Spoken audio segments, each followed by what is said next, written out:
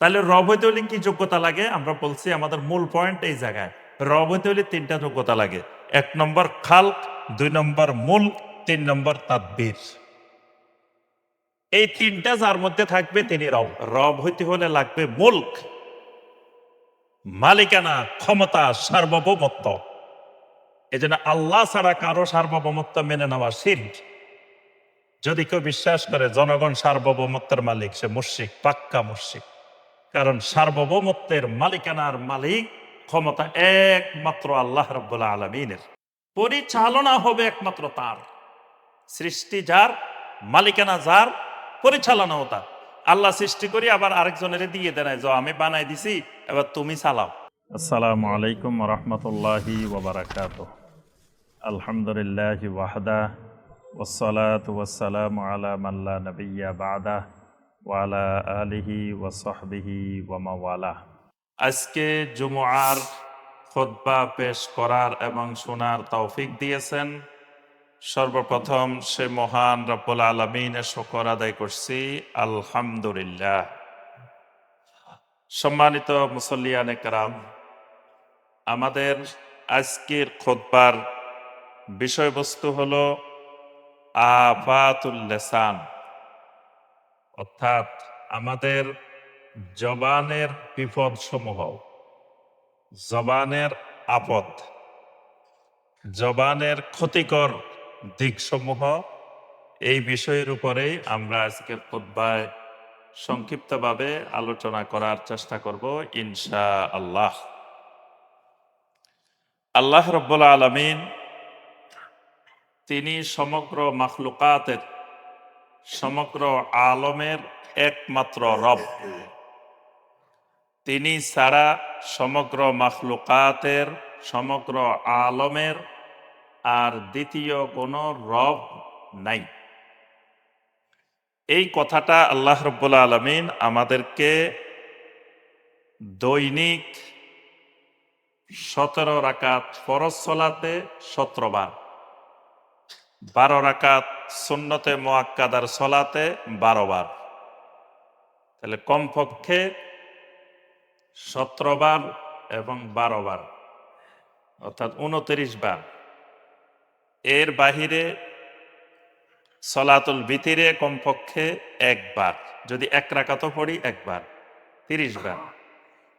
এই প্রতিদিন নিয়মিত 30 বার কমপক্ষে আল্লাহ রাব্বুল আলামিন এই কথাটা বান্দার জবান দিয়ে, ইমানদারের জবান দিয়ে বের করাকে ফরজ করে দিয়েছে।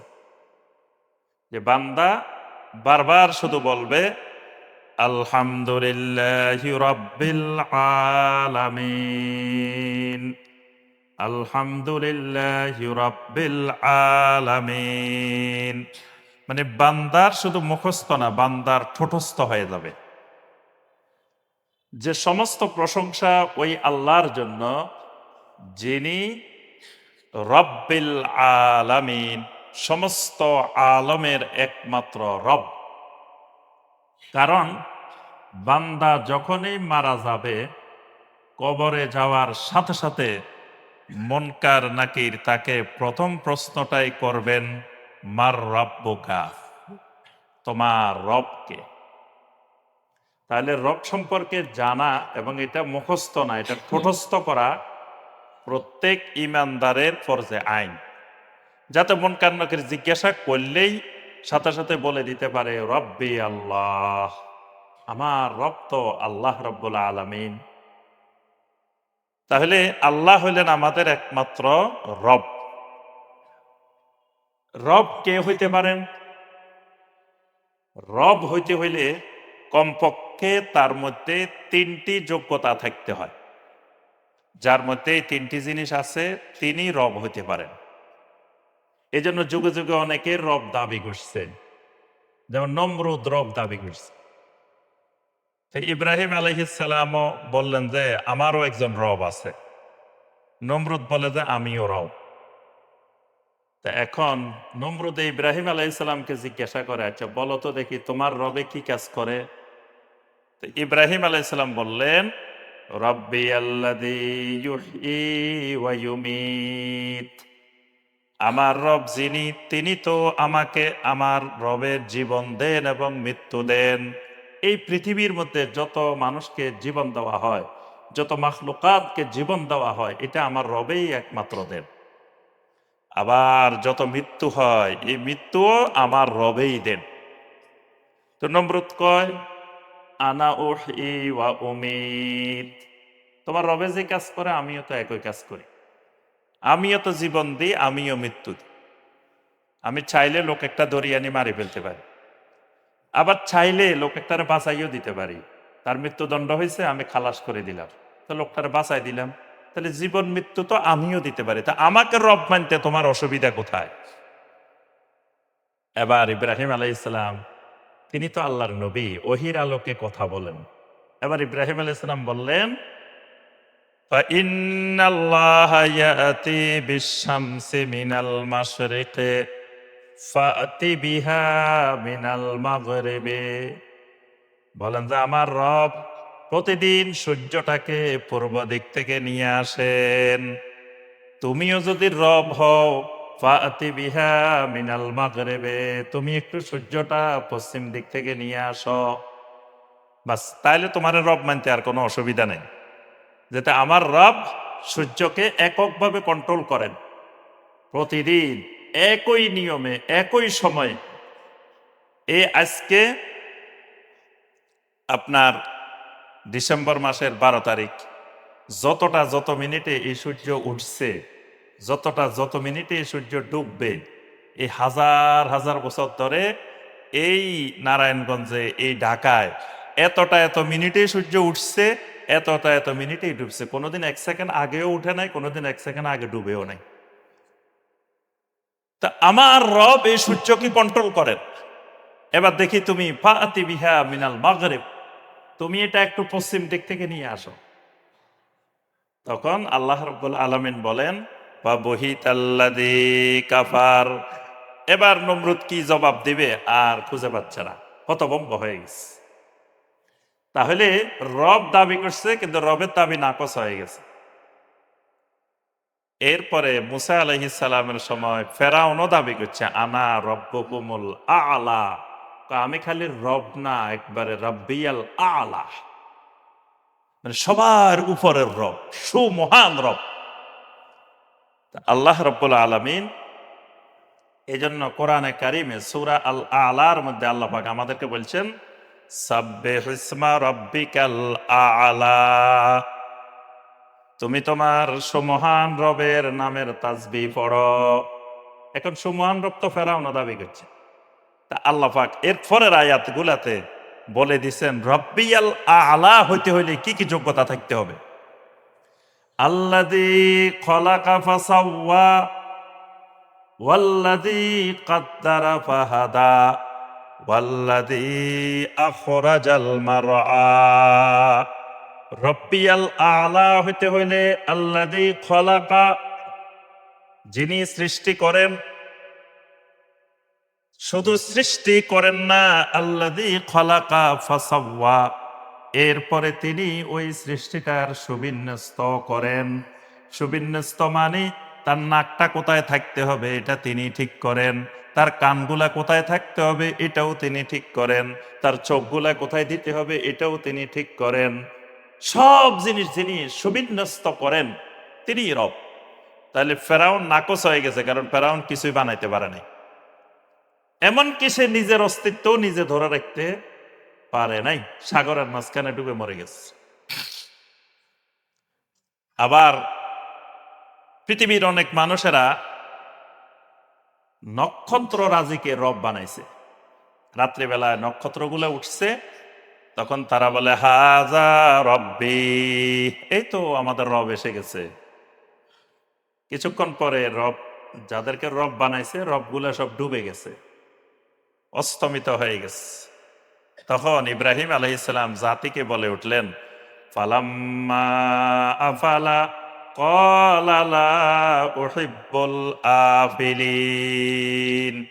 ইব্রাহিম আলাইহিসসালাম বললেন, যে তার নিজেকে নিজে ধরে রাখতে পারে না, তার অস্তিত্ব নিজেই ধরে রাখতে পারে না, সেটা কোনোদিন মানবতার রব হইতে পারে না। ভারতের পত্রিকায় দিছে কয়দিন আগে। ভারতের মন্দিরগুলো থেকে সরকারের কাছে দাবি জানানো হয়েছে যে মন্দিরগুলোতে আমাদের দেবতারা খুব কষ্ট পাইতেছে গরমে, এই জন্য মন্দিরগুলোতে এসি লাগানো দরকার অথবা ফ্যানের ব্যবস্থা করা দরকার। এটা সরকারের কাছে দাবি জানানো হয়েছে। কারণ কি, মন্দিরের দেবতা যেগুলো আছে, মূর্তি যেগুলো আছে, এরা খুব কষ্ট পাইতেছে গরমে। গরমে এদের মধ্যে যে পদার্থগুলাতে এগুলো অনেকগুলো নষ্ট হয়ে যায় গরমের কারণে, অত্যাধিক গরমের কারণে। তো এই জন্য এসি থাকলে, ফ্যান থাকলে তারা বলতেছে যে নষ্ট হবে না। এখন যেই দেবতা, যেই মাহবুদ নিজের অস্তিত্ব নিজে ধরে রাখতে পারে না, জনগণ চিন্তা করতেছে কেমনে ধরে রাখবো মাহবুদের এসি দিয়ে, ফ্যান দিয়ে। তো এরা কোনোদিন মানুষের রব হইতে পারে না, যে নক্ষত্র নিজেকে নিজে ধরে রাখতে পারে নাই। আচ্ছা, কিছুক্ষণ পরে চাঁদ উঠছে, এটাই তো আমাদের রব। কিছুক্ষণ পরে চাঁদও ডুবে গেছে। তখন ইব্রাহিম আলাইহিস সালাম বললেন, লা ইল্লাম ইয়াহদিনি রাব্বি লাআকুনান্না মিনাল কওমিদ দাল্লিন। আহারে, আমার রব যিনি, তিনি যদি হেদায়েত না করেন তাহলে তো মানুষ এইভাবেই দাল্লিন হয়ে যায়, এইভাবে গোমরা হয়ে যায়। কতক্ষণ পরে সূর্য উঠছে। সূর্য উঠার পরে লোকেরা বলে, হাদা রব্বি হাদা আকবার। আরে, এ তো সবচেয়ে বড় রব, এর থেকে বড় রব আর হয় না, হাজা আকবার। কতক্ষণ পরে সূর্য ডুবে গেছে। তখন ইব্রাহিম আলাইহিস সালাম বললেন, ইয়া কওমি ইন্নী বারিউম মিম্মা তুশরিকুন। তোমরা তখন পর্যন্ত যা শিরিক করছিলে সবগুলা থেকে আমি বিচ্ছিন্ন ঘোষণা করলাম, এগুলোর সাথে আমার কোনো সম্পর্ক নাই। অর্থাৎ এগুলো একটাও রব হইতে পারে না। তাহলে রব হইতে হলে কি যোগ্যতা লাগে? আমরা বলছি আমাদের মূল পয়েন্ট এই জায়গায়। রব হইতে হলে তিনটা যোগ্যতা লাগে। 1 নম্বর খালক, 2 নম্বর মুলক, 3 নম্বর তাদবীর। এই তিনটা যার মধ্যে থাকবে তিনি রব। তো এই তিনটা একমাত্র আল্লাহ রাব্বুল আলামিন ছাড়া কারো মধ্যে নাই। 1 নম্বর হলো খালক, যিনি সৃষ্টি করেন তিনি শুধুমাত্র রব হইতে পারেন। সৃষ্টি যার, তিনি একমাত্র রব। সূরা আল আরাফের 54 নম্বর আয়াত, আলা লাহুল খালকু ওয়াল আমরু তাবারাকাল্লাহু রাব্বুল আলামিন। আল্লাহ রাব্বুল আলামিন বলেন, দুনিয়াবাসী জেনে রাখো, আলা লাহুল খালকু, যত সৃষ্টি আছে জমিনে আসমানে যত জায়গায়, সব সৃষ্টি একমাত্র তার, এখানে আর কারো সৃষ্টি নাই। ওয়াল আমরু, অতএব যার সৃষ্টি, ওই সৃষ্টির উপরে হুকুম চলবে, আইন চলবে, বিধানও চলবে একমাত্র তার। তাবারাকাল্লাহু রাব্বুল আলামিন, তিনি হইলেন বরকতময় আল্লাহ রাব্বুল আলামিন। সুবহানাল্লাহ। তাহলে যত সৃষ্টি, সমস্ত সৃষ্টি একমাত্র তার। 2 নম্বরে রব হইতে হলে লাগবে মুলক, মালিকানা, ক্ষমতা, সার্বভৌমত্ব। এই জন্য আল্লাহ ছাড়া কারো সার্বভৌমত্ব মেনে নেওয়া শিরক।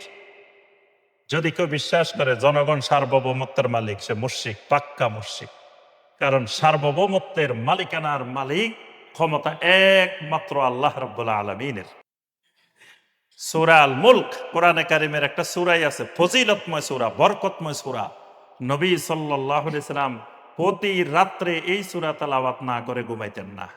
সূরা আল মুলক, তাবারাকাল্লাযী বিয়াদিহিল মুলক ওয়া হুয়া আলা কুল্লি শাইইন কাদির। তাবারাক, বরকতময় আল্লাহ হইলেন তিনি, আল্লাযী বিয়াদিহিল মুলক, যার হাতে হলো সমস্ত মালিকানা, সমস্ত ক্ষমতা, সমস্ত সার্বভৌমত্ব। সুবহানাল্লাহ। তাহলে রব হইতে হলে মুলক। এই কারণে কিয়ামতের ময়দানে যখন হাসরের ময়দান কায়েম হবে, হাসরের ময়দানের পরে হিসাবের ময়দান কায়েম হবে, তখন হিসাবের ময়দানে আল্লাহ রাব্বুল আলামিন তিনবার সজোরে আল্লাহ পাক আওয়াজ দিবেন, লিমানিল মুলকুল ইয়াউম, লিমানিল মুলকুল ইয়াউম, লিমানিল মুলকুল ইয়াউম। বলো দেখি আজকের এই দিনের ক্ষমতা, মালিকানা, রাজত্ব কার? কোনো জবাব নাই, কারো মুখের থেকে কোনো কথা নাই। শুধু আল্লাহর নবীরা বলতেছেন আল্লাহুম্মা সাল্লিম, আল্লাহুম্মা সাল্লিম, আল্লাহ বাঁচাও, আল্লাহ নিরাপত্তা দাও, আল্লাহ নিরাপত্তা দাও, শুধু নবীরা বলতেছেন। ইয়াউমা ইয়াকুমুর রূহু ওয়াল মালাইকাতু সাফফান লা ইয়াতাকাল্লামুন, লা ইয়াতাকাল্লামুন। মানুষের জবান থেকে কোনো কথা বের হবে না, কোনো কথা নাই। লা ইয়াতাকাল্লামুন, মানুষ কোনো কথা বলবে না। ইল্লা মান আজিনা লাহুর রহমান, রহমান অনুমতি দিবেন শুধু নবীদেরকে। নবীদের জবানে শুধু একটা কথা, আল্লাহুম্মা সাল্লিম, আল্লাহুম্মা সাল্লিম। নবীদেরও আর কোনো কথা নাই, একটাই কথা শুধু, আল্লাহ এই হিসাবের ময়দানে নিরাপত্তা দাও, আল্লাহ বাঁচাও। আর জনগণের কোনো কথাই নাই, লা ইয়াতাকাল্লামুন, আল্লাহ বলেন কোনো কথা বলতে পারবে না। আল্লাহ পাক তিনবার বলবেন লিমানিল মুলকুল ইয়াউম, মালিকানা কার আজকের এই দিনে? দুনিয়াতে তো কতজন মালিকানা দাবি করছিল, আজকে বলো দেখি কার মালিকানা আছে এই হিসাবের ময়দানে, হাসরের ময়দানে? কোনো জবাব নাই। তখন আল্লাহ রাব্বুল আলামিন নিজে জবাব দিবেন, লিল্লাহিল ওয়াহিদিল কাহ্হার। জেনে রাখো আজকের দিনের একচ্ছত্র মালিকানা, একচ্ছত্র মালিক আমি আল্লাহ, যে আল্লাহ ওয়াহিদ এবং কাহ্হার। সুবহানাল্লাহ। তাহলে রব হইতে হলে মালিকানা, সমস্ত সৃষ্টি জগতের উপরে, মাখলুকাতের উপরে একচ্ছত্র মালিকানা আল্লাহ। 3 নম্বরে যে যোগ্যতাটা লাগে তাদবীর, পরিচালনা। পরিচালনা হবে একমাত্র তার। সৃষ্টি যার, মালিকানা যার, পরিচালনাও তার। আল্লাহ সৃষ্টি করি আবার আরেকজনের দিয়ে দেন, যে আমি বানাই দিছি এবার তুমি চালাও, এরকম আল্লাহ কাউকে দেন না। কোন গাউস, কোন কুতুব, কোন মুর্শিদ, কোন ফির, কোন বুজুর্গ, কোন গাউস, কোন গাউসুল আজম, কাউকে আল্লাহ রাব্বুল আলামিন এই পৃথিবীর কোন একটা অংশ, কোন একটা জায়গা পরিচালনা করার জন্য আল্লাহ দেন নাই। আল্লাহ রাব্বুল আলামিন এককভাবে পরিচালনা করেন। এই পরিচালনাও রবের কাজ। তাহলে ওইটা আমাদের আলোচ্য বিষয় না। আমাদের আলোচ্য বিষয়টা এই জন্য বলছি যে যিনি রব তিনি এই 3টা কাজ করেন। আল্লাহ রাব্বুল আলামিন এই 3টা কাজ করেন। তোর মধ্যে প্রথম কাজটা হলো খালক। আল্লাহ পাক অসংখ্য সৃষ্টি করছেন, তোর মধ্যে আহসান করে, সবচাইতে সুন্দর করে যাকে সৃষ্টি করছেন, লাকাদ খলাকনাল ইনসানা ফি আহসানি তাকবীম। মানুষকে আল্লাহ রাব্বুল আলামিন আহসান, সবচাইতে সুন্দর গঠনে সৃষ্টি করছেন। এই সুন্দর গঠনের অনেকগুলো দিক আছে। অন্যান্য সৃষ্টি জগৎ থেকে আল্লাহ মানুষকে আলাদা করছেন। তোর মধ্যে অন্যতম একটা হইল আর রহমান, আল্লামাল কোরআন, খলাকাল ইনসান, আল্লামাহুল বায়ান। হুদাইবিয়ার সন্ধি লেখা হচ্ছে, এক পাশে আলী রাদিয়াল্লাহু তাআলা আনহু, আরেক পাশে সোহেল বিন আমর। আলী রাদিয়াল্লাহু তাআলা আনহু লিখলেন বিসমিল্লাহির রহমানির রহিম। সোহেল বিন আমর বলে উঠলো আমার রহমান। রহমান কে? রহমানের তো চিনি না। রহিমের চিনি কিন্তু রহমানের চিনি না। আল্লাহ পাকের জন্য কোরআনে কারিমে রহিম সূরা নাজিল করেন নাই, রহমান সূরা নাজিল করেছেন, সূরা রহমান। রহমানকে চিনি নে ভালো করি, আল্লাহ পরিচয় দিচ্ছেন রহমানকে। আর রহমান আল্লামাল কোরআন। রহমান হলো মুহাম্মদ সাল্লাল্লাহু আলাইহি ওয়াসাল্লাম যে কোরআন তোদের কাছে বলে, ওই কোরআন যিনি নাজিল করেন, যিনি শিখান, তার নাম রহমান। খলাকাল ইনসান, ও সোহেল বিন আমর, তোরে যে বানাইছে, তোর বাপ দাদা 14 গোষ্ঠীরে যে বানাইছে, সমস্ত মানুষের যে বানাইছে, তার নাম হলো রহমান। সুবহানাল্লাহ। আল্লামাহুল বায়ান, ওই রহমান হলেন তিনি যিনি প্রত্যেকটা মানুষের একটা ভাষা ফ্রি, টাকা পয়সা ছাড়া শিখাই দিছেন। সুবহানাল্লাহ। একটা ল্যাঙ্গুয়েজ মানুষ বানায়, একটা ভাষা ফ্রি একেবারে শিখাই দিছে। বাংলার মতো কঠিন দুনিয়ার মধ্যে একটা ভাষা আল্লাহ একবারে ফ্রি বিনা পয়সায় শিখে দিচ্ছে প্রত্যেকে। কারণ এই ভাষাটা না শিখেলে হে চলতে পারবে না দুনিয়াতে, তার কথা কেউ বুঝবে না, হে কারো কথা বুঝবে না, দুনিয়াতে সে অসল। এই জন্য প্রত্যেকটা মানুষের আল্লাহ একটা ভাষা শিখে দিচ্ছে, কারোর ইংরেজি, কারোর আরবি, কারোর হিন্দি, কারোর উর্দু, কারোর ফার্সি, কারোর বাংলা, কোনো টাকা পয়সা ছাড়া। ইংরেজি ভাষা শিখতে গেলে কত টাকা খরচ হয়, আরবি ভাষা শিখতে গেলে কত টাকা খরচ হয়, বাংলা ভাষা শিখছি বিনা পয়সায়। যে নামও স্বাক্ষর করতে পারে না, হেও কি সুন্দর করে বাংলা কথা কয়। এই ভাষাটা আল্লাহ বলছেন আল্লাহ মাহুল বায়ান, এই বায়ান কথা বলার শক্তি যিনি দিছেন তার নাম রহমান। সুবহানাল্লাহ।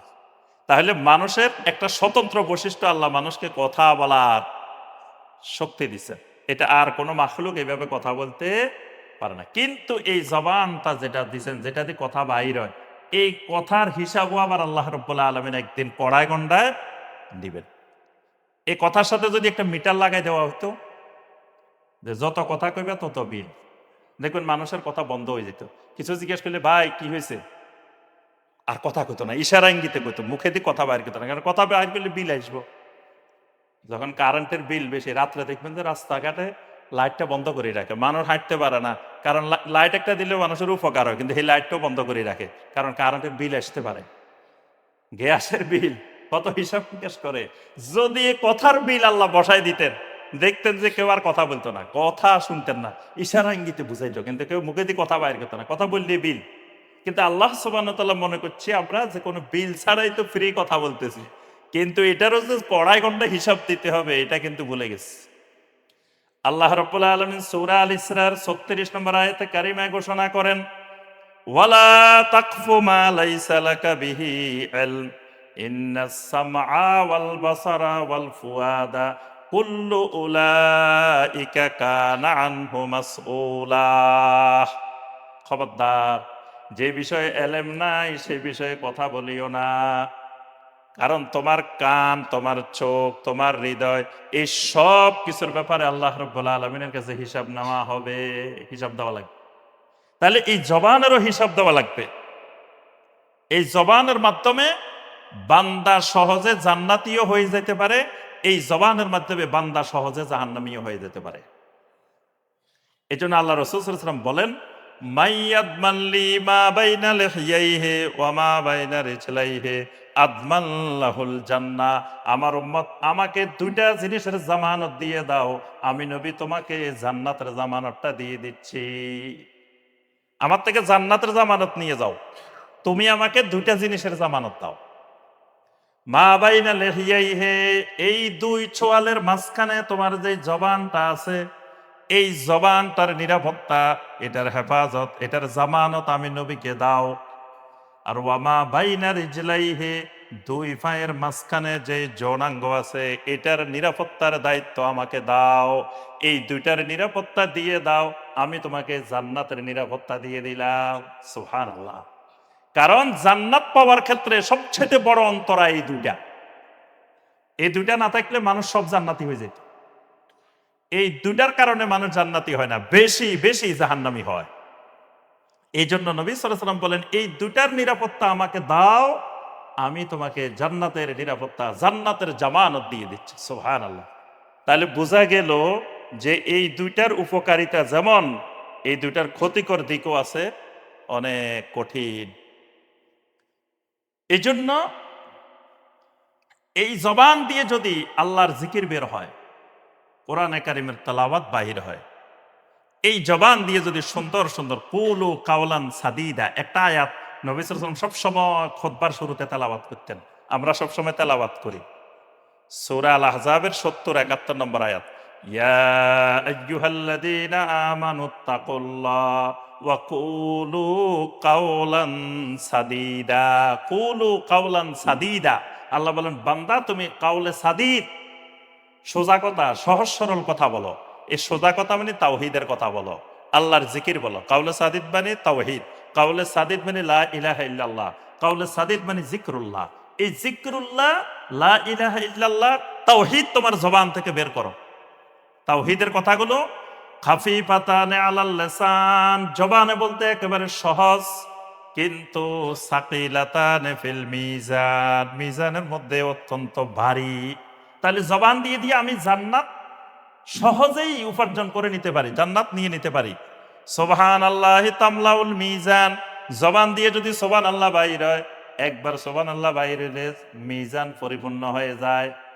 সুবহানাল্লাহি ওয়াল হামদুলিল্লাহি তামলাআন আও তামলাউ মা বাইনাস সামাওয়াতি ওয়াল আরদ। সুবহানাল্লাহ ওয়াল হামদুলিল্লাহ বললে আসমান জমিনের মাঝখানে সব জায়গা পরিপূর্ণ হয়ে যায়। সুবহানাল্লাহ। তাহলে জবান দিয়ে যত সুবহানাল্লাহ বাইর হবে, আলহামদুলিল্লাহ বাইর হবে, আল্লাহর জিকির বাইর হবে, কোরআন তেলাওয়াত বাইর হবে, ভালো ভালো জিনিস বাইর হবে, তত আমার জান্নাত সহজ। কিন্তু যদি এই জবান দিয়ে খারাপ জিনিস বাইর হয়, তাহলে আমার জন্য জাহান্নাম একেবারে সহজ। এই জন্য উকবা ইবনে আমের আল জুহানি রাদিয়াল্লাহু তাআলা একদিন নবী সাল্লাল্লাহু আলাইহি ওয়াসাল্লামের কাছে আসলেন, আসে বলেন, ইয়া রাসূলুল্লাহ সাল্লাল্লাহু আলাইহি ওয়াসাল্লাম, মান নাজাত, আমাকে এমন কিছু সহজ জিনিস বলে দেন যে সহজ জিনিসগুলো আমি আমল করলে আমি কিয়ামতের দিন নাজাত পাই যাব। একেবারে নাজাতের জন্য সহজ আমাকে একটা পন্থা বলে দেন। নবী সাল্লাল্লাহু আলাইহি ওয়াসাল্লাম বলেন, তিনটা জিনিস তোমারে বলে দিচ্ছি, এই তিন জিনিস হলেন নাজাত একেবারে সহজ। এক নম্বর, আমসিক আলাইকা লিসানাক, তোমার জবানটার লাগাম টানি ধরো। তোমার জিহ্বা, তোমার জবানের লাগাম টানো, মানে যা মনে চাইবো তা বাইর করবে না, বাইর করার আগে চিন্তা ভাবনা করে করে বাইর করবে, এটা লাগাম টানি ধরো। তাহলে জান্নাতে যাওয়া, নাজাতটা তোমার জন্য সহজ। দুই নম্বরে কি কাজ করবে? ওয়ালিয়াসাকা বাইতুক, তোমার বাড়িঘরটাকে প্রশস্ত করে দাও। বাড়িঘর প্রশস্ত করো মানে বিরাট বাড়ি বানাইও না, বাড়ি হবে ছোট্ট, কিন্তু বাড়িটা হবে আল্লাহর জিকিরে পরিপূর্ণ। বাড়ি ছোট্ট কিন্তু বাড়ি হবে আল্লাহর জিকিরে পরিপূর্ণ। বাড়িতে সবসময় মেহমান আসতে থাকবো, খাইতে থাকবো, চলতে থাকবো। এটারে নবী সাল্লাল্লাহু আলাইহি ওয়াসাল্লাম বলছেন, বাড়িটারে প্রশস্ত করো, মানে বাড়িতে মেহমানদারি প্রশস্ত করে দাও, আল্লাহর জিকির প্রশস্ত করে দাও। এটা করলে জান্নাত সহজ, নাজাত সহজ। আরেকটা করবা, ওয়াবকি আলা খাতিআতিক, তোমার গুনাহ নিয়ে সব সময় কান্নাকাটি করো, গুনার ব্যাপারে কান্নাকাটি করো। এই জন্য আব্দুল্লাহ ইবনে মাসউদ রাদিয়াল্লাহু তাআলা আনহু যার সাথে দেখা হইতো তারে বলতেন কি, ফাউদ্দু সাইয়্যাতিকুম, বসে বসে গুনাহ গণো। আমাদের অভ্যাস হইলো আমরা সুবহানাল্লাহ গনি, খালি তাসবিহ লই, সুবহানাল্লাহ গনি, সুবহানাল্লাহ গনি। তো আব্দুল্লাহ ইবনে মাসউদ রাদিয়াল্লাহু তাআলা আনহু বলতেন, তোমার সুবহানাল্লাহ গনার দরকার নাই, আলহামদুলিল্লাহ গনার দরকার নেই। যেখানে শুধু নবী সাল্লাল্লাহু আলাইহি ওয়াসাল্লাম নির্দিষ্ট করে দিয়েছেন 33 বার বা 100 বার, এটা গণো। কিন্তু এর বাহিরের গুলো তোমার গণার দরকার নাই, তুমি বাকি সময় বসে বসে গুনাহ গণো। তোমার আজকে দিনে কয়টা গুনাহ হয়েছে, গত এক মাসে কয়টা গুনাহ হয়েছে, গত এক সপ্তাহে কয়টা গুনাহ হয়েছে, সারা জীবনে কয়টা গুনাহ হয়েছে, গুনাহগুলো গণে ফেলো, গুনার হিসাব করে ফেলো। আর 3 চোখ জাহান্নাম দেখবে না। নবী সাল্লাল্লাহু আলাইহি ওয়াসাল্লাম বলেন, সালাসাতুন লা তারা আয়ুনুহুমুন নার, 3টা চোখ এমন আছে যে চোখগুলা কোনোদিন জাহান্নামের আগুন দেখবে না। এক নম্বর চোখ হলো আইনুন হারাসাত ফি সাবিলিল্লাহ, যেই চোখগুলো আল্লাহর রাস্তায় বিনিদ্র রাত্রি যাপন করেছে, আল্লাহর রাস্তায় পাহারা দিছে, ইসলামী রাষ্ট্রের সীমানা পাহারা দিছে, মুজাহিদদের মালামাল পাহারা দিছে, জিহাদের ময়দানে গিয়ে রাত্রে ঘুমাইতে পারে নাই, সারা রাত জাগ্রত ছিল, এই চোখ জাহান্নাম দেখবে না। ওয়া আইনুন বাকাত মিন খাশিয়াতিল্লাহ, যেই চোখগুলো আল্লাহর ভয়ে কেঁদেছে, এই চোখগুলো কোনোদিন জাহান্নামের আগুন দেখবে না। আল্লাহর ভয়ে যে চোখ কেঁদেছে, এই চোখ জাহান্নামের আগুন দেখবে না। আরেকটা চোখ হলো ওয়া আইনুন কাফাত আন মাহারিমিল্লাহ, আল্লাহ যেদিকে তাকাইতে মানা করছেন, নিষেধ করছেন, ওই দিকে যেই চোখ তাকায় নাই, আল্লাহর নিষিদ্ধ জিনিসের দিকে তাকানো থেকে নিজেকে নিয়ন্ত্রণ করছে, এই চোখও জাহান্নামের আগুন দেখবে না। তাহলে আমার ভাইয়েরা এবং বোনেরা, এবার আসেন সংক্ষেপে জবানের কয়েকটা বড় বড় বিপদ। জবানের 1 নম্বর সবচাইতে বড় বিপদ হলো জবান দিয়ে কুফরি কথা বাহির হয়। জবান দিয়ে কুফরি কথা বাহির হয়, কুফরি কথা বাহির হলে শেষ, দুনিয়াও বরবাদ, আখিরাতও বরবাদ। জবান দিয়ে শিরিকি কথা বাহির হয়, এটা জবানের বড় বিপদ। জবানে যদি এমন কোন শিরিকি কথা বাহির হয়, অবস্থা খুব খারাপ। মাঝে মাঝে মানুষ কয়, আমার উপরে আল্লাহ, জমিনে আমার ছেলেটা ছাড়া আর কেউ নাই। এই কথাটা শিরিকি কথা। আল্লাহর সাথে ছেলেকে সম্পৃক্ত করা যাবে না, আল্লাহর সাথে জমিনে কাউকে সম্পৃক্ত করা যাবে না। এখন মানুষ বলি ফেলছে, হে জবানেতে বলি ফেলছে, এইটা জবানের বিপদ, কথাটা বিপদ, বিপজ্জনক কথা। তাকদীরের ব্যাপারে বিপজ্জনক কথা বলে ফেলায়, মানুষ মারা গেলে শপথ না ধরে বিপজ্জনক কথা বলে ফেলায়। অনেক সময় শিরিকি কথা, কুফরি কথা জবান থেকে বের হয়ে যায়, এটা জবানের বড় বিপদ। একটা কুফরি কথা বের হইলে ওয়ামাই ইয়াকফুর বিল ঈমানি ফাকাদ হাবিতা আমালুহু, সূরা আল মায়েদার 5 নম্বর আয়াত। যদি কেউ একটা কুফরি কথা বের করে তার জীবনের সব আমল নষ্ট হয়ে যায়। কত বড় ভয়ঙ্কর জিনিস! একটা শিরিকি কথা বাইর হইলে তার আমল সব নষ্ট হয়ে যায়। তাহলে জবানের বড় বিপদ, জবানে যেন কোনোদিন শিরিকি কথা, কুফরি কথা জবান থেকে বের না হয়। এজন্য আল্লাহ বলছে কুলু কাওলান সাদিদা। কাওলান সাদিদা হলো যে কথার মধ্যে শিরিক নেই, যে কথার মধ্যে কুফরি নেই, এটাকে বলে কাউলে সাদিদ, তাওহীদের কথা। জবানের বড় বিপদ, জবান দিয়ে গীবত বাহির হয়, জবান দিয়ে গীবত বাহির হয়। গীবত গীবত আমরা সবাই জানি, কোন ব্যক্তির অনুপস্থিতিতে সত্য কথা, মানে তার ঘটনাটা সত্য, কিন্তু তার অনুপস্থিতিতে আমি মানুষের কাছে বলে বেড়াইতেছি, যেটা তিনি বলাটা পছন্দ করে না, এরকম জিনিস যখন পিছনে বলে বেড়ায়, এটার নাম গীবত। এটা হারাম, এটা কবিরা গুনাহ। আল্লাহ পাক কোরআনে কারিমে সূরা আল হুজুরাতের 12 নম্বর আয়াতে নিষেধ করেছেন, ওয়ালা ইয়াক্তাব বা'দুকুম বা'দা, খবরদার একজন আরেকজনের গীবত করিও না। এটাকে মৃত ভাইয়ের গোশত খাওয়ার সাথে আল্লাহ রাব্বুল আলামিন তুলনা করেছেন। এই জঘন্য বিপদটা জবান থেকে বাইর হয়। দেখবেন গীবত করতেও মজা, শুনতেও মজা, গীবতের মজলিসে বসতেও মজা। শয়তান ডাকে ডেকে নিয়ে আসে চারিদিক থেকে। অনেক দূরে থাকলেও যদি শুনে যে কানে ওই জায়গায় গীবত হইতেছে, চা দোকানের মধ্যে বা অমুক জায়গায়, সুন্দর করে আস্তে করে একদিকে দিয়ে বসে কান খাড়া করে শুনতে থাকে। এটা শুনতেও মজা, কারণ শয়তান এটার মজা করে দেয়, সুশোভিত করে দেয়। এজন্য গীবত করা যেমন হারাম, গীবত শোনাও হারাম, গীবতের মজলিসে বসাও হারাম। গীবতের মজলিস চলতে থাকলে আল্লাহ বলছে ফালা তাকউদু মাআহুম হাত্তা ইয়াখুদু ফি হাদিসিন গায়রি, এদের সাথে বসিও না, এখানে বসা যাবে না, আস্তে করে উঠে চলে আসতে হবে। অথবা কেউ যদি তোমার গীবত শোনায়, বলবা যে ঠিক আছে ভাই আসেন, ওনার সামনে বলি কথাটা, অথবা আমি বলি দিমু এখন যাই, তাইলে আর গীবত করবে না দেখি। যদি বলেন যে চলে না, ওনার সামনে বলে না, এখন আপনি পিছিয়ে বলতেছেন কেন, আসেন সামনাসামনি বলেন, অথবা আমি এখন যাইতেছি বলে দিমু, তাহলে দেখবেন আর গীবত করবে না। তো এই জন্য গীবত করাও হারাম, গীবত শোনাও হারাম, মজলিসে বসাও হারাম। এই জবান দিয়ে ভয়ঙ্কর জিনিস বের হয় গীবত, এবং গীবতের কারণে কিয়ামতের ময়দানে অনেক মানুষ ক্ষতিগ্রস্ত হয়ে যাবে, তার আমল নষ্ট হয়ে যাবে। যার গীবত করছে তাকে কিয়ামতের ময়দানে আমল দিয়ে দেওয়া লাগবে। তাহলে এটা জবানের বড় ধরনের একটা বিপদ। জবানের আর একটা বিপদ হলো নামিমা, কুটনামি, সগলখড়ি।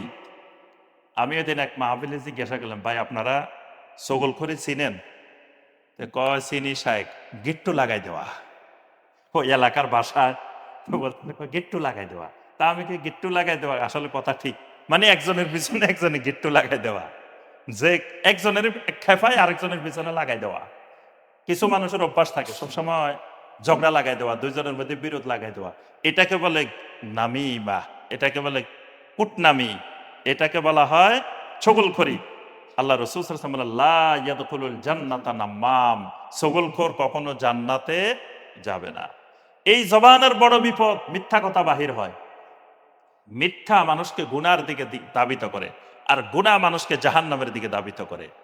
এই জন্য এই জবান দিয়ে চেষ্টা করতে হবে মিথ্যা কথা বাহির করা যাবে না। এই জবানের ভয়ঙ্কর বিপদ, আফাত, সেটা হলো শাহাদাতু জুর, মিথ্যা সাক্ষী দেওয়া। যে মিথ্যা সাক্ষী দেয় সে অনেকগুলা জুলুম একসাথে করে। এক নম্বরে সে মিথ্যা কথা বলছে, এটাতে সে কবিরা গুনাহ করছে। দুই নম্বরে লোকটা করে নাই কিন্তু লোকটার বিরুদ্ধে মিথ্যা সাক্ষী দিছে, অপবাদ দিছে, বহতান, এটা 2 নম্বর গুনাহ। 3 নম্বরে ওই লোকটার হক নষ্ট করছে, তার মান সম্মান নষ্ট করছে, তার বিভিন্ন দিকে ক্ষতিগ্রস্ত করছে, তার উপরে জুলুম করছে যার বিরুদ্ধে মিথ্যা সাক্ষী দিছে। 4 নম্বরে যার পক্ষে মিথ্যা সাক্ষী দিছে সেই জিনিসটা পাওয়ার কথা ছিল না, কিন্তু তারা অন্যায়ভাবে জিনিসটা পাইতে সহযোগিতা করছে, তাইলে এই লোকটারেও সেই জাহান্নামী করছে, এই লোকটার উপরও জুলুম করছে, আল্লাহর অধিকার নষ্ট করছে, আল্লাহ মানা করছে সে শুনে নাই। একসাথে সে কতগুলা জুলুম করছে যে একটা মিথ্যা সাক্ষী দিছে। এই জন্য নবী সাল্লাল্লাহু আলাইহি ওয়াসাল্লাম তিনটা গুনাহকে বলছে আকবারুল কাবায়ের, সবচাইতে বড় কবিরা গুনাহ। এর মধ্যে একটা হলো শাহাদাতুজ জুর, মিথ্যা সাক্ষী দেওয়া। জবান দিয়ে আরেকটা বিপদ, গালিগালাজ বের হয়। মাঝে মাঝে মানুষ মানুষের গালিগালাজ করে। এই গালিগালাজ করা সেবাবুল মুসলিমে ফুসুকুন, গালিগালাজ করা কবিরা গুনাহ, ফাসিকি, এই কবিরা গুনাহ বের হয়। এরপরে এই জবান দিয়ে মাঝে মাঝে মানুষের ঠাট্টা বিদ্রুপ করে, মানুষকে তুচ্ছ জ্ঞান করে, ঠাট্টা বিদ্রুপ করে। এটাও জবানের একটা বড় ধরনের বিপদ। এই জবান দিয়ে আল্লাহর ব্যাপারে, রসুলের ব্যাপারে, দ্বীনের ব্যাপারে মিথ্যা কথা বলা, এটাও জবানের একটা বড় ধরনের বিপদ।